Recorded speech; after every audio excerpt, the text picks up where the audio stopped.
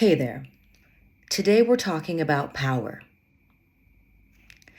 In the woods, there are lions, tigers, and bears. Or so they say. I really don't go into the woods like that. When we talk about power, we're talking about agency.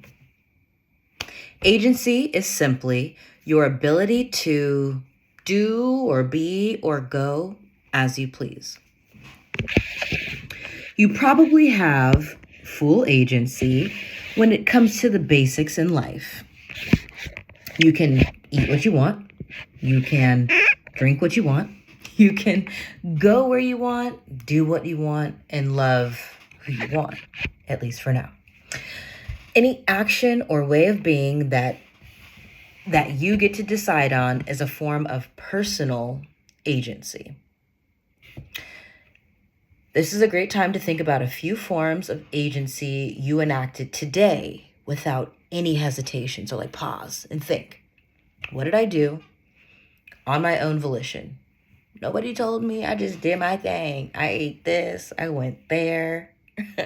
Right? Think about that. Because really what you're thinking about is all the ways in which you've enacted or exercised power.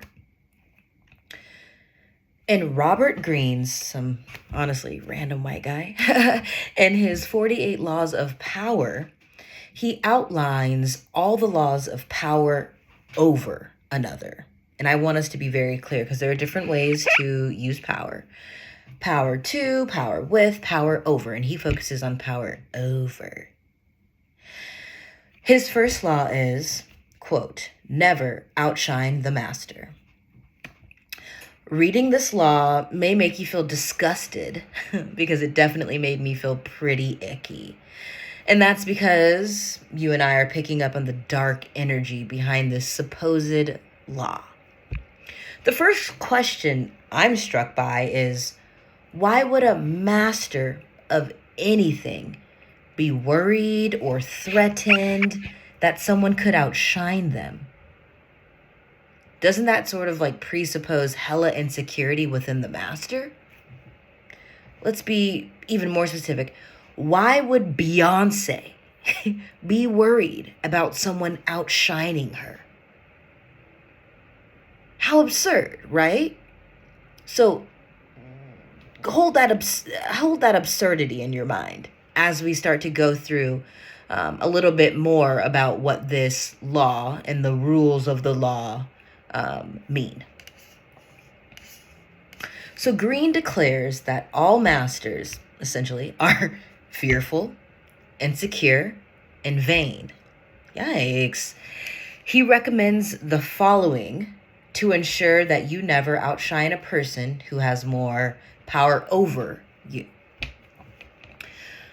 Here's what he recommends, okay? Use flattery to stroke the ego of the master and do so discreetly.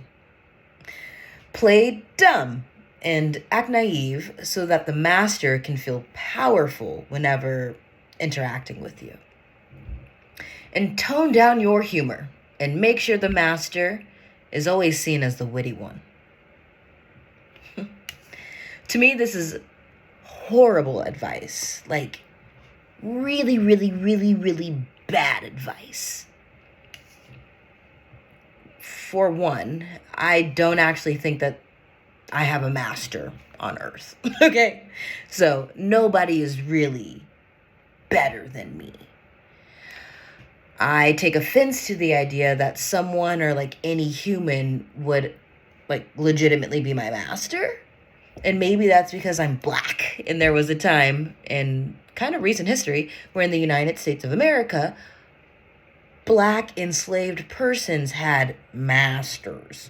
And as we know, these were just regular ass evil white people who decided to own another human and say that they were the master. So I reject that idea altogether.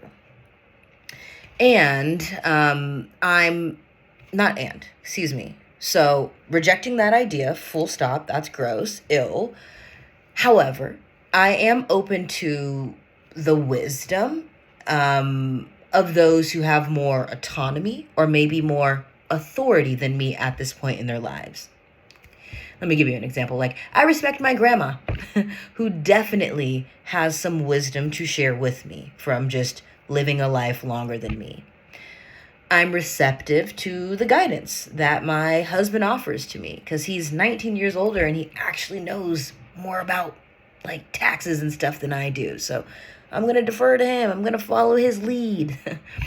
I'm also super willing to follow the lead of the director of sales. I'm in sales, the director of sales at my current job because he's like grown teams and done things in his career that I would love to emulate. But I have no master. But I can acquiesce or admit that there are others who have like done more, lived more than I have, and there's something for me to learn. I'm open to that. But again, on the idea that there's a master, I don't believe it. I'm not buying it, nor should you. Okay? Ain't nobody better than you. So let's break down some of these so-called nuggets of wisdom that are presented in this first law. First Green argues that it is best to present your ideas in such a manner that they may be ascribed to your master, or that they could be viewed as an echo of your master's idea. And babe, that's just a verbose way of saying manipulate, right? So Green's encouraging us to manipulate someone else. And if your interactions are intended to manipulate someone, to me, that is not a show of power, at least not of the feminine variety. So instead, I would encourage you to influence. Influence is not manipulation. Influence is not manipulation. The first synonym, because you know I looked it up, the first synonym for influence is affect. The first synonym for manipulate is exploit. Okay, so there's a difference in the energy of the words. Say influence out loud. Say it right now. Influence. Okay, and notice how your body responds. My body feels relaxed and opened and like aligned, right? Influence. Now say manipulate. Say it out loud. Manipulate. Okay, and notice how your body responds. Okay, I kind of get the thiz face because I'm disgusted when I say it. And I feel like stiff, like rigid, like my body is bracing for some negative force to impact it. What do you feel when you say these two words? So sit with that knowing, right? Your body knows. Your body is picking up on the energy. Influence versus manipulation. Intention absolutely impacts on all levels the way that we move through the world. So when you go into a position of influence rather than one of manipulation, you have a greater capacity to be an agent for good. The opposite of fear and insecurity and vanity is love, security, and humility, which happen to be natural aspects of feminine power. Rather than moving through the world with the intention to manipulate, playing small when really you deserve to take up more space, or giving insincere affirmations, I encourage you to do the opposite. When you make someone feel safe in your presence, you are choosing to wield your power for good. Finding positive qualities about someone and calling those out as frequently as is appropriate is actually a really healthy way to develop connections, because it means that you're like seeing somebody and acknowledging like, hey, I see that you did this well. I see that you're like trying. I see that, right? Like, call it out. Give them their roses when they deserve it. That's a healthy way to build connection. Standing in your power and choosing to act out of love rather than vanity, right? Choosing to act out of love and giving more of yourself for the benefit of another, to be of service to another. that will always magnetize others toward you.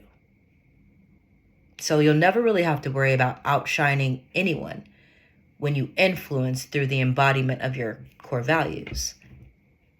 So instead, I say shine bright, because the woods are a dark place. XOXO.